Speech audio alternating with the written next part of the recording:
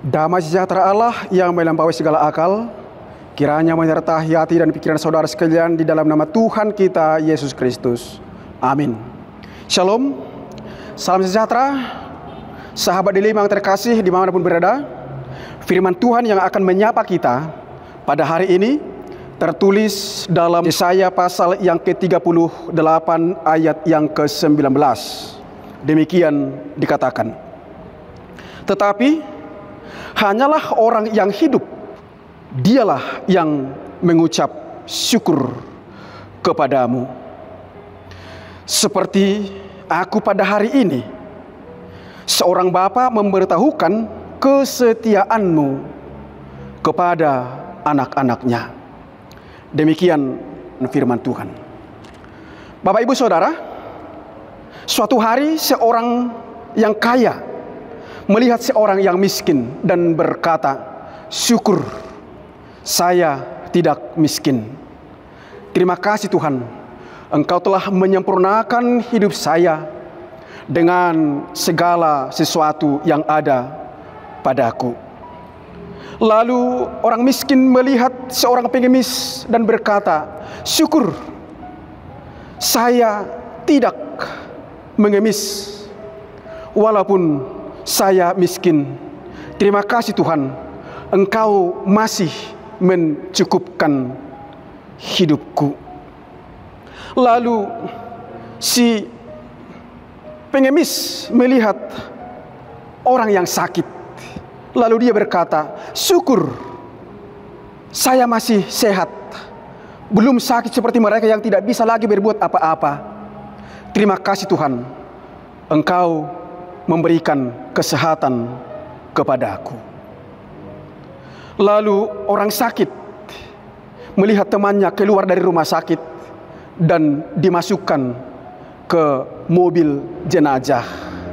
Lalu dia berkata, syukur, saya masih hidup.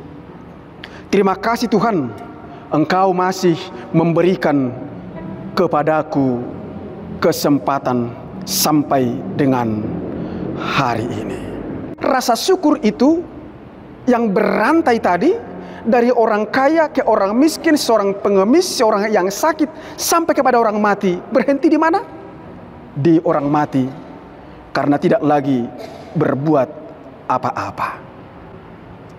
Artinya, hanya orang mati yang tidak bisa mengungkapkan dan berkata syukur. Tapi kenyataan apa? Banyak orang Kristen yang sulit untuk mengucap syukur. Sering berdalih, bagaimana saya untuk bersyukur kalau keluarga saya hancur, tokoku sepi, bisnisku sedang failit, hutangku banyak, penyakitku belum sembuh-sembuh, anak-anakku gagal dalam studi.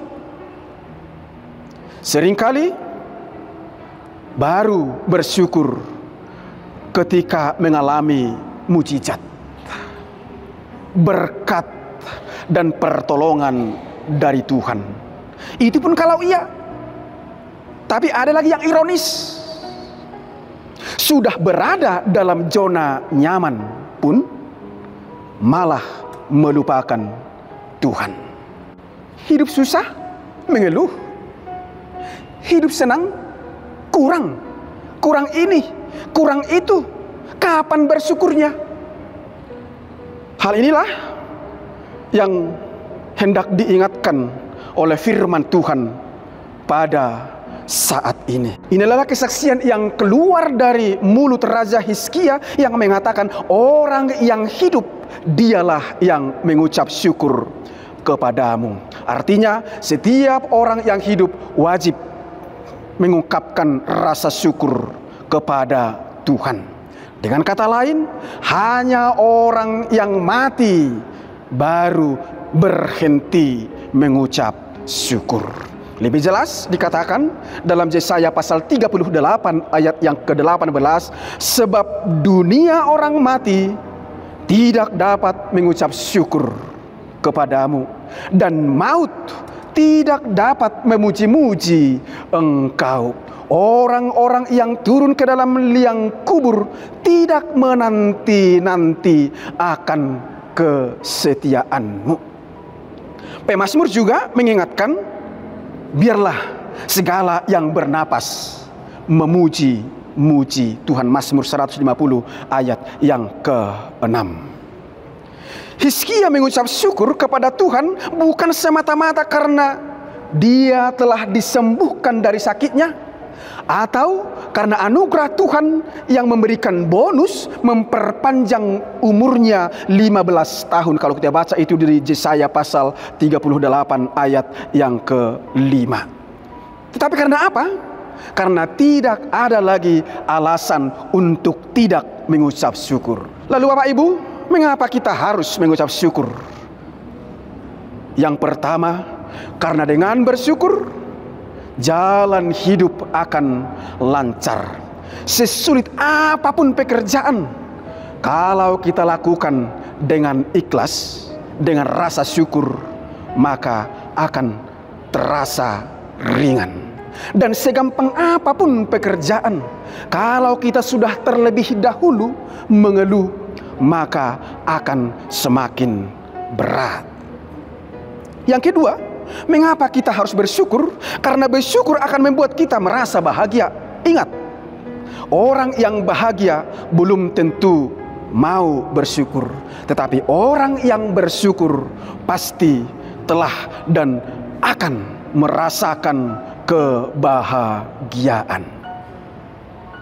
Rasul Paulus mengingatkan di Galatia 6 ayat yang ke-10, selama masih ada kesempatan bagi kita, marilah kita berbuat baik. Dan Mazmur 118 ayat yang pertama dikatakan, bersyukurlah kepada Tuhan sebab Ia baik, bahwasanya untuk selama-lamanya kasih setianya. Selamat beraktivitas. Tuhan menyertai dan memberkati kita semua. Amin.